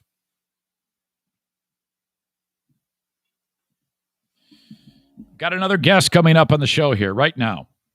I am reaching out to the one and only Boring Dean. Something awful happened to Dean. Morning, guys. Hey, Dean, how are you, buddy? Good, how are you? Not bad. How are the horses today? Frisky as always. How many horses are you taking care of? 17. What other livestock does your sister have? I don't know, chickens, dogs. So you got to take care of all those? Well, I guess the dogs wouldn't be livestock. Yeah, we don't eat dogs. Yeah. What does she do with all those horses? Whatever she wants. Okay, so does she race horses, or does she just are they like pets? Yeah, she just does whatever she wants with them. That's awesome, man. That's what Diana wants. She wants to take care of. She wants a horse. Good luck. I hope you got lots of money. Okay, so you're kind of like between jobs right now, and you're helping. You're like helping out. You're like the ranch hand, aren't you? Yeah, pretty much. Okay, all right. Got to do something to stay in shape. No, absolutely. So you might feed a horse, brush a horse, do some push-ups, feed a horse, do some pull-ups. Yeah, throw a couple thousand bales of hay. Okay, so this is the epitome of farmer strong. Yeah, pretty much. Okay. Now, Dean, you and your amazing son were out at a local store just walking around doing your thing the other day, and you were talking. You struck up a conversation with another patron of the store, and you don't wear a mask, and nor was this guy, which does happen from time to time. And I mean, whenever I see somebody not wearing a mask, it bugs the shit out of me. I'm not going to lie, but that isn't what this is about. I would never do what this person did, and that is accost you, correct? Yeah, he assaulted me. Okay. So the guy is probably the wrong person to do that to. Oh, absolutely. But I held excellent restraint. Oh my God. This guy is so fucking lucky that you did not kill him. And so now take me through it, Dean. I understand it all started when you and the guy who you just struck up a conversation with noticed that this fucking do-gooder was shooting video of you like he was going to like out you or something like that, right? Yeah, there was probably 50% of the store was not wearing masks. I mean, easily 50%. And there were people around us that weren't wearing masks. And this guy, he's got a gaiter on that comes underneath his, he's wearing goggles. And the gaiter's over his ears, and he's got the hat pulled down, and just the whole, crazy paranoia outfit. Well, and okay, that's your opinion. I'm not saying I'm not saying there's anything wrong with that, but you obviously didn't feel that was appropriate. No, I mean, we were just filling up our water jugs, which is fine. Where we live, we have well water, gotcha. So we get purified water from the store that we can drink and stuff. All right. And the guy was probably 3 aisles away taking this video. And I look at him and I wave at him. I'm like, "Hey, buddy, yep, we're not wearing masks. Okay. Go ahead, take your stupid video." So you knew right away what this guy was up to.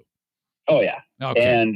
And why he wanted to pick a fight with me is beyond me. I have no idea. He was probably my age, but not in a quarter of the shape that I am. No, he looked like shit. And so you're standing there, but he continues to escalate this.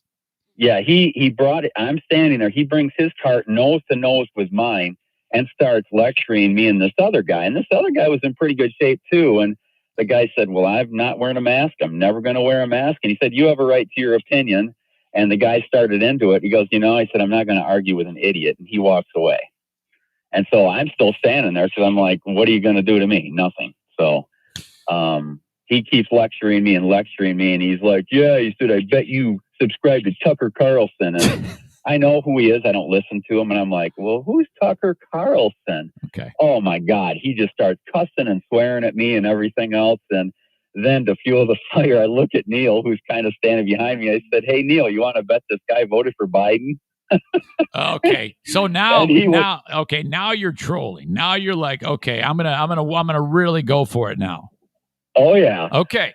And I can understand that. I mean, truth be told, if I'm this guy, I don't say shit. I kind of just, we are so far into this. It's either people are going to wear masks, they're not, or they're not. And I guess my point in all of this is him doing this does nothing. It is absolutely a waste of time and energy. And frankly, he's just lucky that it didn't get worse because he continued to push you, correct?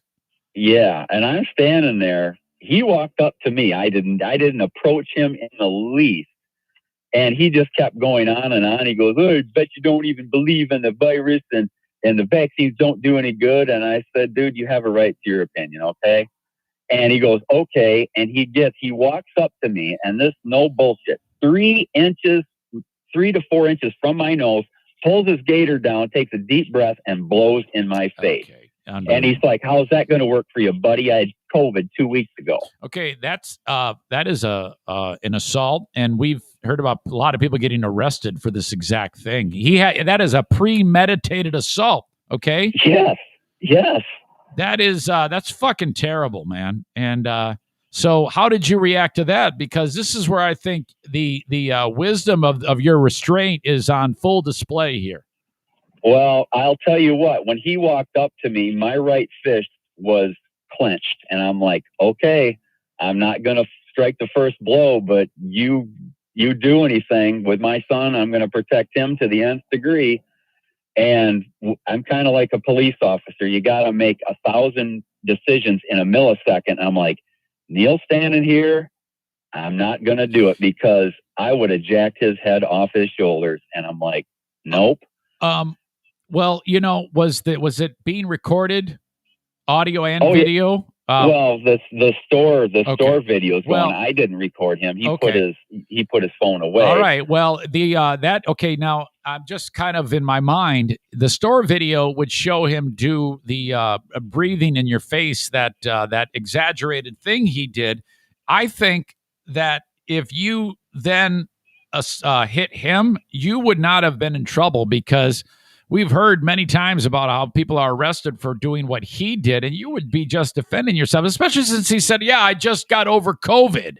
I mean, that is, if you ripped his head off, you would probably have no issue there, I would guess. But I'm not a lawyer, so who knows? The only thing that kept me from doing is Neil standing there. If Neil wasn't there, dude, I'm telling you right now, he would have been gone. A one shot right to the face, and he would have been down, and I would have called the cops and say, okay, he assaulted me. Yeah. Period. Yep. And I think that is, wow. Okay. So how did this finally end?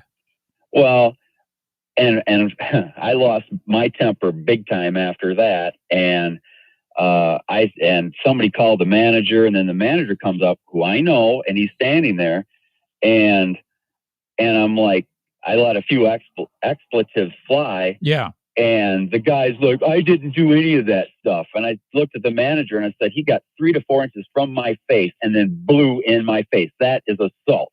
And the guy said, well, you pointed your finger at me. That's assault. What a fucking child. First of all, it's not. Second of all, fucking grow up, you fucking idiot. Oh, my God. And so then I said, oh, well, now you're admitting you do it, but you just told the manager that you never did that. So now you're lying. And I said, besides, idiot, there's store cameras right there that will show you what you did. I can't. Oh, well, I'm sorry.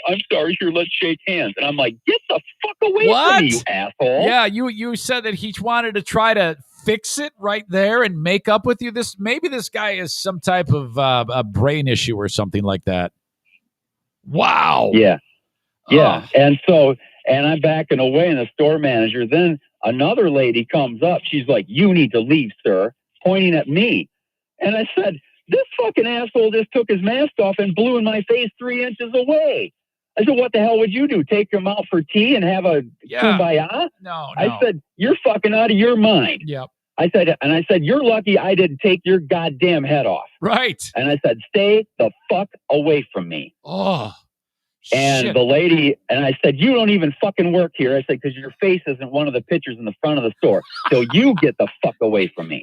Dean knows whose faces are at the front of the store. Your face ain't on there. And she's like, oh, shit, you got me. Yeah. Oh, and fuck.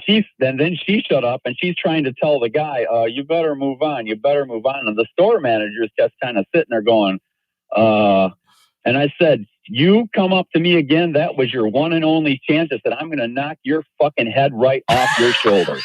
I said, you have just fucked with the wrong guy. Oh, shit. Well, I said, get away from me, and you fucking stay away from me. I disagree. I think he fucked with the right guy, because this guy's not dead. I think you were exactly the right guy to fuck with, because otherwise you'd have been on the news. I would have been. Well, my God. The whole time, Neil, we walk away, and Neil's laughing his ass This off. is He your goes, son. oh my God, dude. He said, this guy would have been so dead. And I'm like, yep. But I said, cooler heads prevail, because I'm trying to I didn't tell him this, but I'm setting an example for him.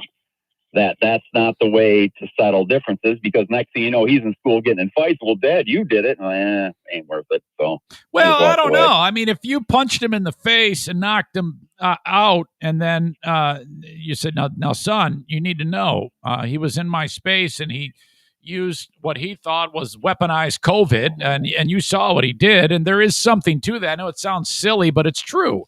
If someone does, I mean, you could have probably have done either or and been okay.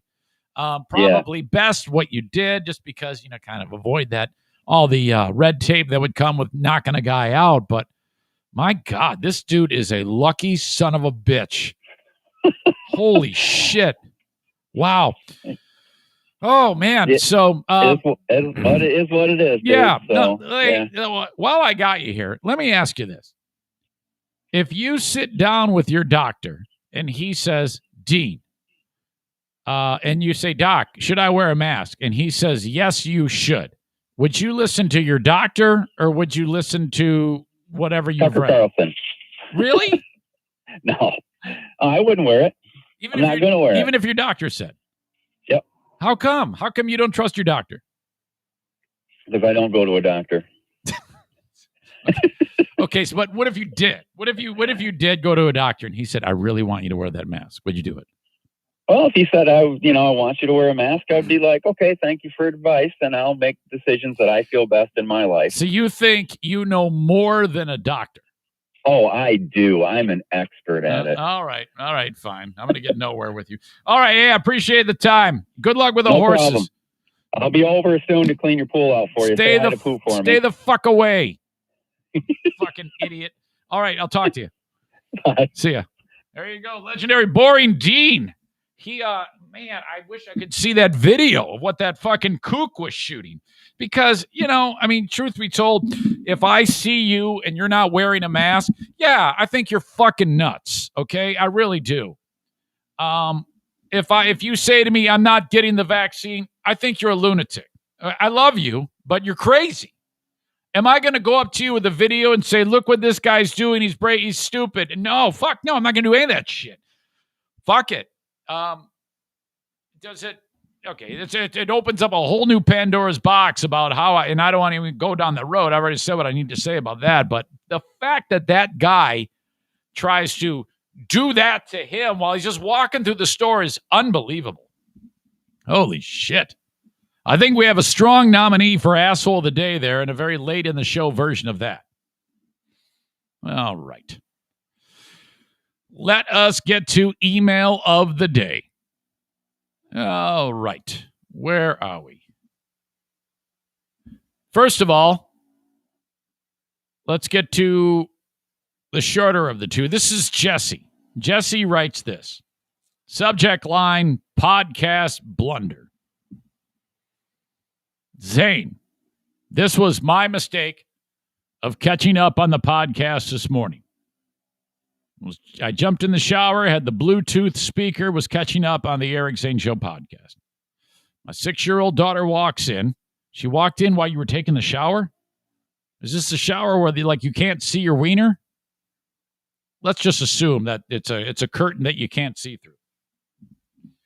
6-year-old daughter walks in while you were talking about Uno Dare.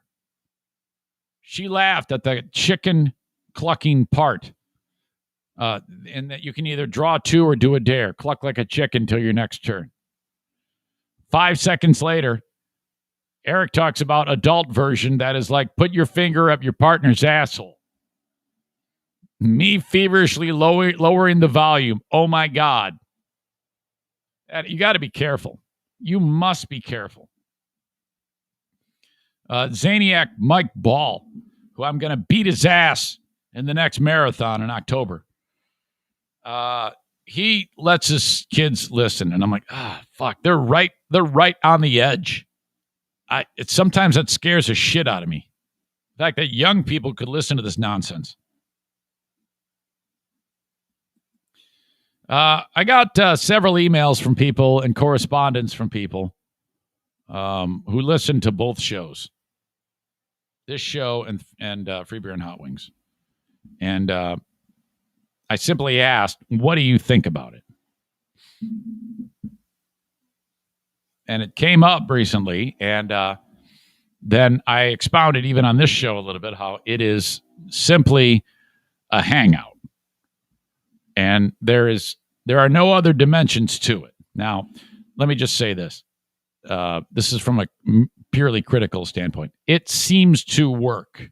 I don't think that there's any less people listening now than what they used to back then. So, but for me, it's just, I'm having a big struggle listening to it. There was time a year, hell, I listened more when the last guy was on, when Justin was on. But the way it is right now, they're just hanging out, each person taking turns saying something. That's a hangout show. And there is nothing more to it than that.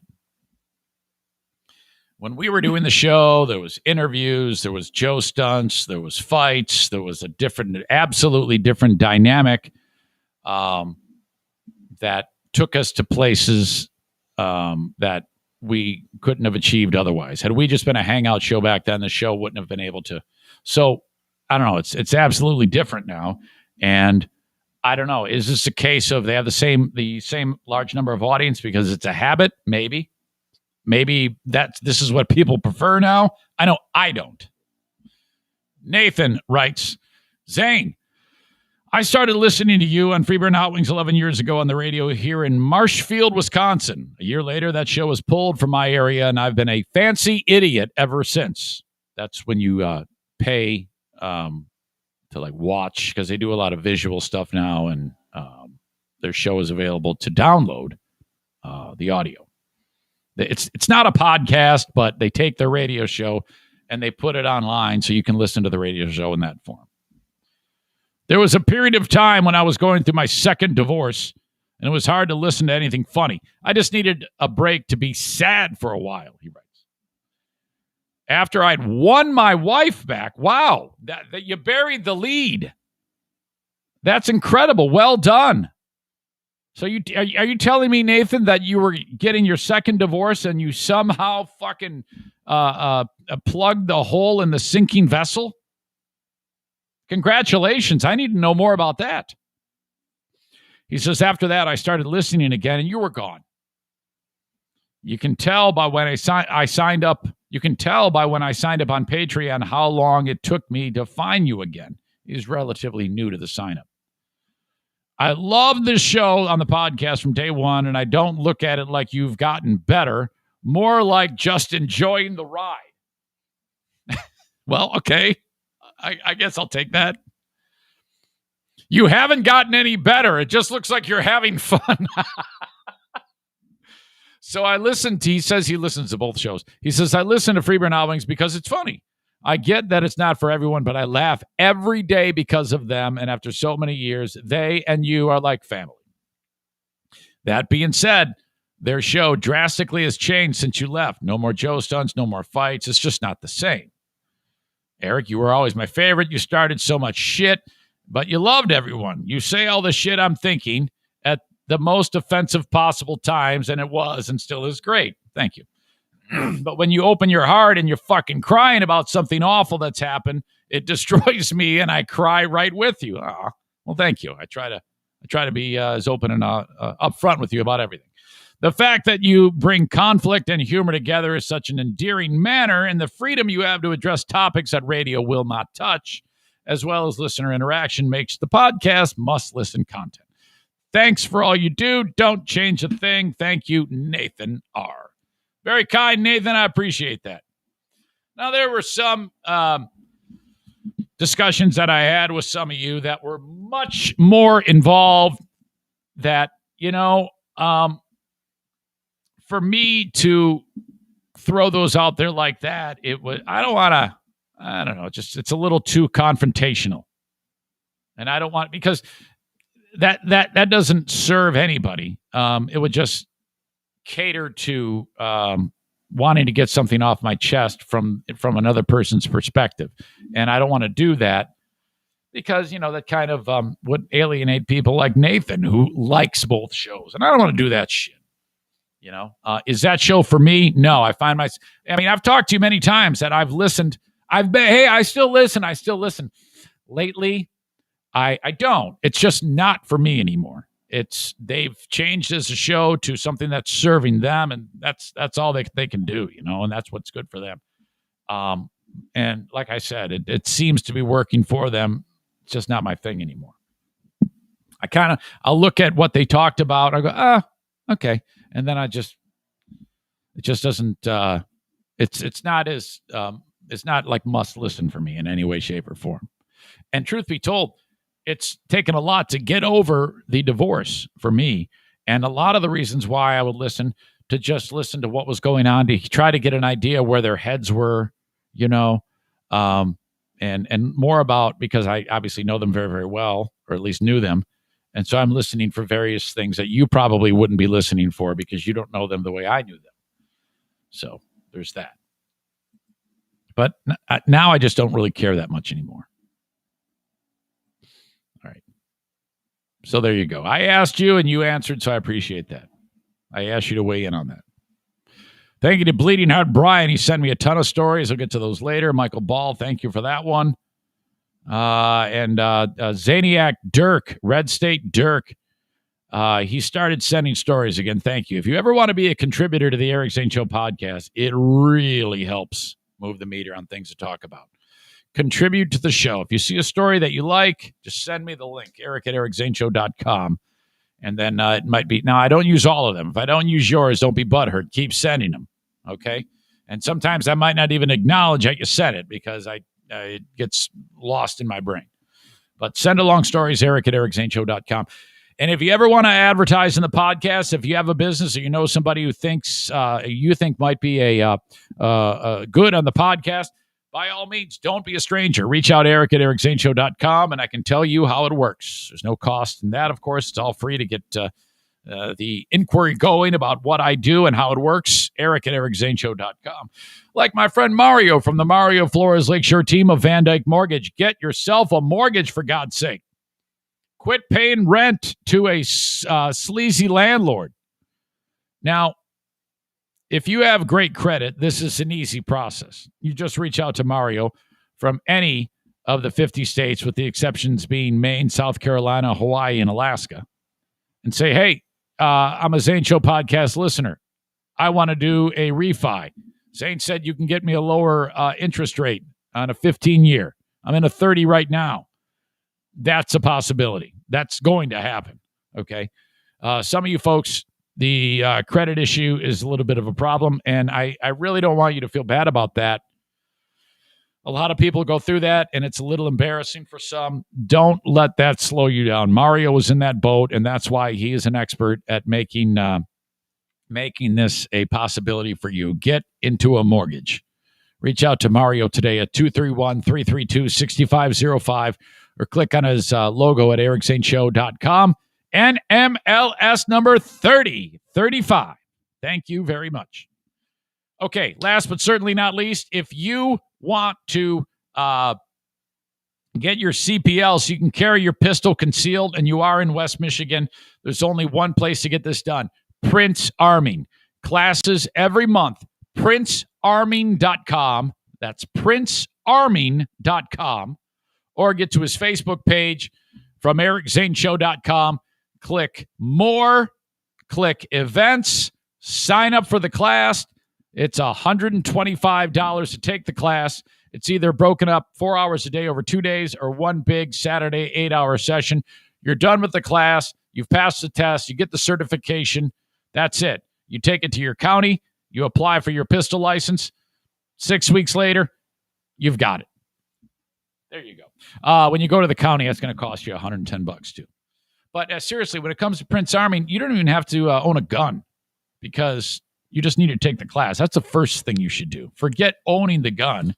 Truth be told, Steve can help you when it comes to picking out the pistol that you carry. Some people like a really small pistol. Some people like something a little bigger, whatever it may be. PrinceArming.com. All right. Today at 10:30 Eastern Time, we are going to play Smarter Than a Former Drug Dealer Trivia. Dale is going to take on Jeremy K. All right? That'll be at, did I say 10:30? Yes, at 10:30 that is going to happen. And then at 11, the Patreon bonus podcast. So that's why you got to sign up for Patreon. These things are all happening on Patreon. We got a full podcast day. Patreon.com/Eric Zane. Now, I want you to listen very, very, Chris says $100 at the county, $15 for fingerprints. Did I get that wrong? All right. Well, roughly. I said $110 for the whole thing.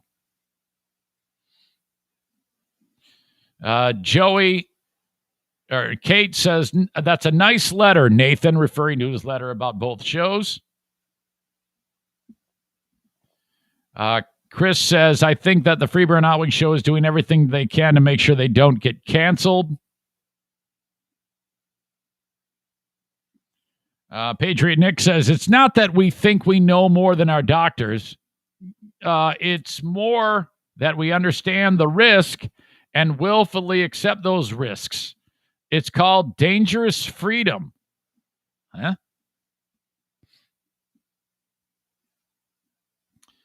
Chris says it's safe for them. Very safe show. No offensive content. Joey Williamson, a.k.a. Show Troublemaker, writes, I'm going to start sending you 5 stories a week. You just sent me one the other day that I meant to look at, by the way. Thank you. I haven't looked at it yet, but I will. It's about the MMA guy or something like that. All right. Asshole of the Day nominees. Here we go. Let's do this.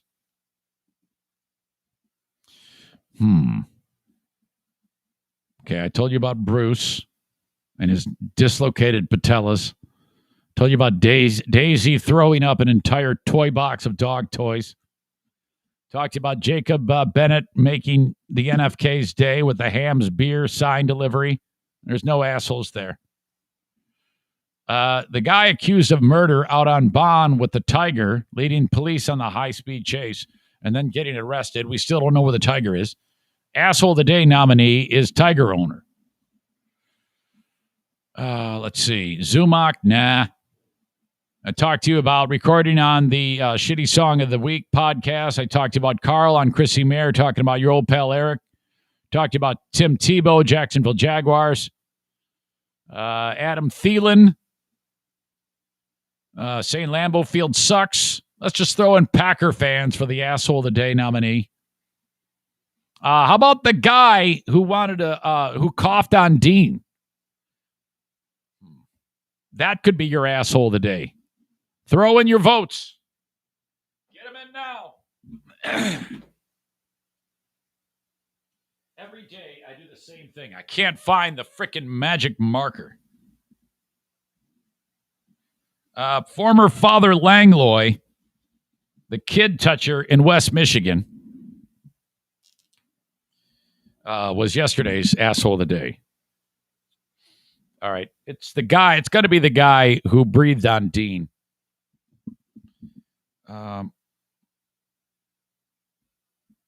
Grocery store anti-COVID warrior. Wordy, but it gets the idea. Congratulations. You are the Asshole of the Day. The grocery store anti-COVID warrior that was breathing on Dean is your Asshole of the Day, brought to you by TC Paintball and JM Synthetics. One more shout out for the paintball thing. I have 11 or 12 of you to play paintball on Sunday, and I need more. Okay? So I want you to send me an email, eric@ericzaneshow.com, that you're coming.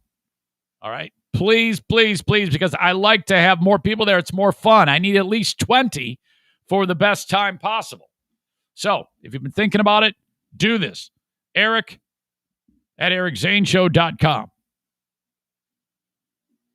Kyler writes, fuck Tebow. Why would you say that? What the fuck is wrong with you? That is the nicest guy in America, Tim Tebow. Joey Williamson loves Tebow. Josh writes this. I still listen to both shows. I miss Zane's contributions to Freeburg and Hot Wings show. They are just two entirely separate shows now. Enjoy them both, but in different ways. There you go. I think you're going to get that a lot. I got, here I am in this bubble thinking, oh, God, people who listen to me, there's no way they listen to them. But that's not true. There is still plenty of shared audience. What I prefer, though, is to hear from people what makes me feel good, that if they were presented with, okay, you're on an island. You put them on an island, guy, and you could only listen to one show, which one would you listen to? And if they said the Eric Zane Show podcast, well, to me, that's a win. That's what makes me happy. Okay? That is it. Appreciate it. Jimmy Stinson. Kyler says, asshole of the day, Eric Zane for wearing too tight of clothing on TV. Shut up. I used to fit in those clothes. All right, folks, thanks again. I appreciate you. I'll talk to you with Smarter Than Informer Drug Dealer Trivia at 10:30 Eastern Time. Then 11 a.m. Patreon bonus. Join me on Patreon, patreon.com/Eric Zane. Okay, that's it. Bye-bye.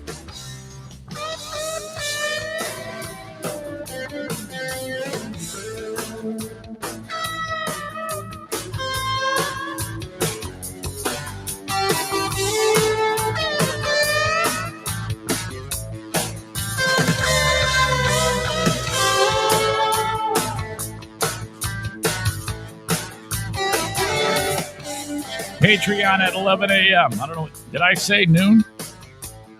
Are you suggesting something different? No. Patreon is at 11, Kenny. The way it has been. No, man. I got a better idea. How about we do it at a time that's, good for me? I mean, I know everybody. This is how it goes. Man, if I could only get some consistency on the Patreon time. Okay, every day at 11. Wait a minute, that's not going to work. Everybody's like, yeah, that's great. Do it at 11 every time. Yeah, but that's not good for me. Can we maybe... Actually, what I meant to say is, can you call me and tell me when the best time? Let me know times that are good for me. And then, okay, how about 1 p.m. on Mondays? Noon on Tuesdays. 11 a.m. on Wednesdays. And then on Thursday, 5 p.m. Sunday, Saturday, Friday at midnight. Oh, my back. Shut the fuck up and just fucking watch it. Either you're there or you're not. Shut the fuck up.